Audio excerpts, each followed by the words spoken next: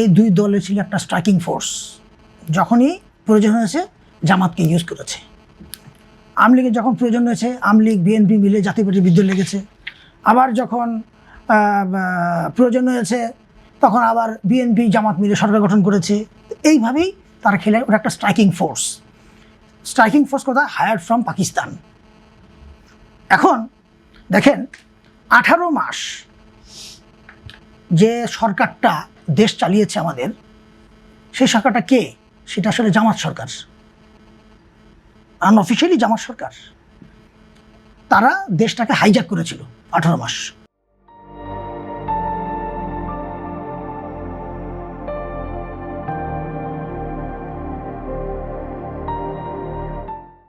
Hijack করে এমন ধরনের নৈরাজকতা সৃষ্টি করেছিল, প্রতিটা ঘরে ঘরে পর্যন্ত ডিস্টার্ব ঢুকিয়ে দিয়েছিল, ওরা পয়জন ঢুকিয়ে দিয়েছিল প্রত্যেকটা লোকের ঘরে। বিকজ প্রত্যেকটা লোক ওদেরকে অস্বস্তিতে ছিল। সে রাস্তায় হাট বাজার বলেন, আইন শৃঙ্খলা বলেন, ইকোনমি বলেন, ব্যাংক বলেন, প্রত্যেকটা সেক্টরে সেক্টরে এরা নৈরাজকতা সৃষ্টি করেছিল। তো ওরা আসলে ধারণা করেছিল, ওরা যেটাকে বলা হলো ওভার কনফিডেন্ট হয়ে গেছিল তারা, যে ক্ষমতা আমরা চলে আসছি, এখন খালি ম্যাটার অফ ইলেকশন, তারপর আমরা যার যার সিট নিয়ে বসুন মন্ত্রী হিসাবে।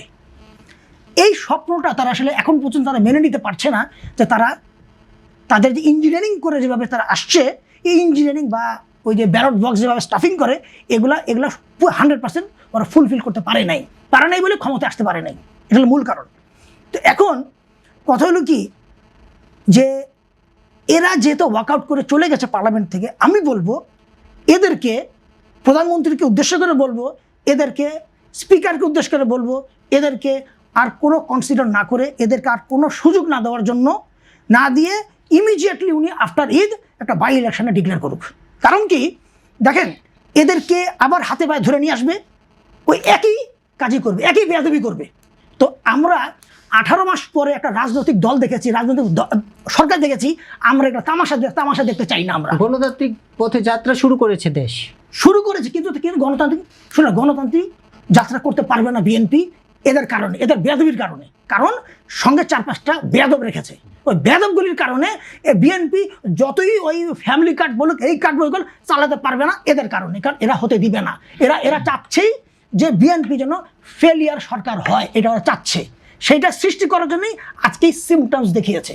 এই জন্য বিএনপির উচিত ওদেরকে আর কোনো স্কোপ না দিয়ে বাই ইলেকশন দিয়ে, যেগুলো রাজনৈতিক দলগুলো এর আগে নির্বাচন করতে পারে নাই বা যাদেরকে নির্বাচন থেকে সরে দেওয়া হচ্ছে ফোর্সফুলি, ওদেরকে নির্বাচন করতে দেওয়া হোক। তাহলে দেখবেন একটা স্টেবলনেস চলে আসবে।